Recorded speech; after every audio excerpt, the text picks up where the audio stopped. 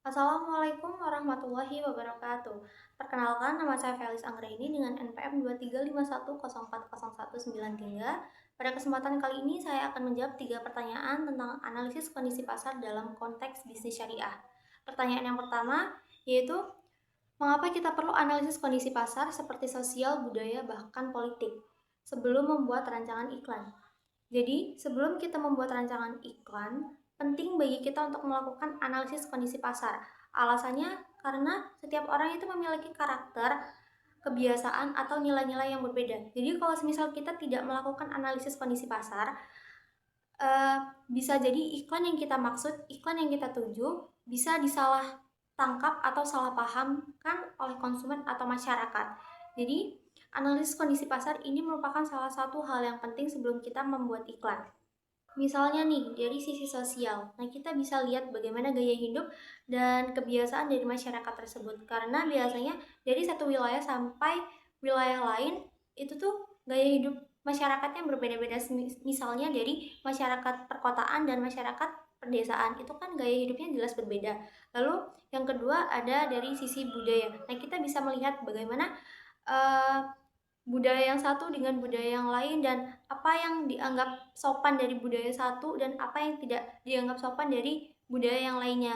Lalu ada dari sisi sosial politik, yaitu bagaimana kebijakan pemerintah bisa mempengaruhi penerimaan atau minat daya beli dari konsumen.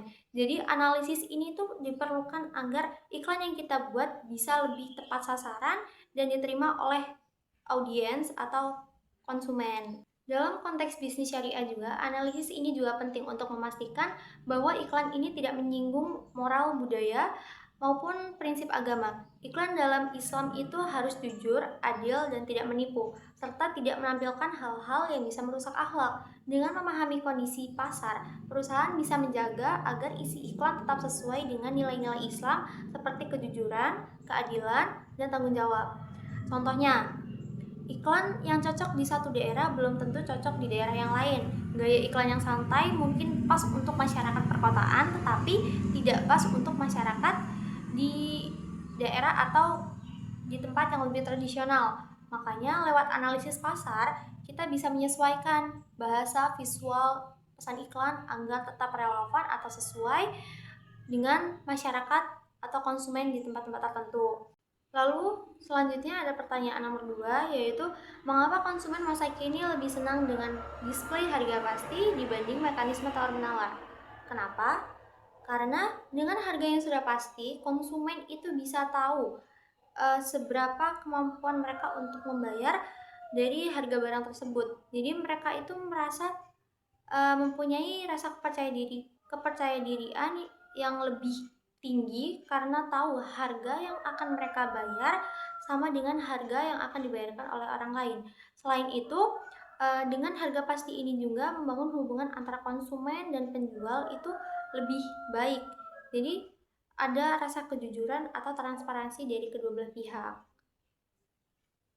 Dalam bisnis syariah, hal ini sejalan dengan prinsip kejujuran atau sidik dan keadilan atau al-adl. Kejujuran artinya penjual terbuka tentang harga dan kualitas barang, sedangkan keadilan berarti semua pembeli diperlakukan sama tanpa manipulasi. Kalau pakai sistem harga pasti, tidak ada horor atau ketidakjelasan. Jadi pembeli tahu jelas apa yang mereka beli dan berapa harganya, dan ini juga sesuai dengan prinsip muamalah Islam yang terang, jujur, dan tidak menipu. Jadi, display harga pasti bukan cuma bikin transaksi lebih cepat dan praktis, tetapi juga mencerminkan etika bisnis Islam yang menjunjung kejujuran, keadilan, dan kepercayaan. Lalu selanjutnya ada pertanyaan nomor 3, yaitu mengapa Zeigarnik Effect terkadang dilakukan sebagai strategi marketing dan apa kelemahannya? Jadi sebelum saya menjelaskan lebih lanjut, perlu kita mengetahui apa itu Zeigarnik Effect. Zeigarnik Effect adalah fenomena psikologis di mana seseorang dibuat lebih ingat atau mengingat hal-hal yang belum selesai. Jadi dalam dunia marketing, efek ini sering dipakai untuk membuat rasa penasaran di benak konsumen. Contohnya, iklan yang memberi potongan cerita atau video promosi yang diakhiri dengan kata bersambung. Nah, iklan yang seperti itu membuat orang atau konsumen jadi ingin mengetahui bagaimana sih kelanjutan dari cerita tersebut. Jadi mereka terdorong untuk mengikuti iklan yang kita buat atau mencari tahu tentang produk yang dimaksudkan dari iklan tersebut. Strategi ini sangat efektif karena membuat konsumen terlibat secara emosional seolah-olah tuh otaknya dikasih tugas yang belum selesai. Jadi mereka akan terus kepikiran dengan produk atau iklan yang kita buat. Strategi ini juga mempunyai kelemahan, yaitu kalau dilakukan terlalu sering atau terlalu samar atau berlebihan. Ini bisa membuat konsumen merasa bingung atau bosan atau malah kehilangan minat. Jadi alih-alih penasaran, mereka bisa terganggu karena iklannya terlalu menggantung atau tidak jelas. Nah, dalam bisnis syariah, strategi ini tetap boleh dipakai asal tidak melanggar kejujuran dan etika.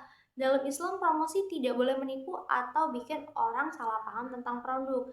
Jadi, meskipun Zerganic Effect bisa menarik konsumen, tujuannya bukan untuk mengelabui, tetapi membangun minat dengan cara yang jujur dan transparan. Dari ketiga penjelasan tadi dapat disimpulkan bahwa dalam dunia periklanan dan marketing, penting banget untuk mengetahui bagaimana kondisi pasar, menjaga kejelasan harga, dan menggunakan strategi promosi yang tepat.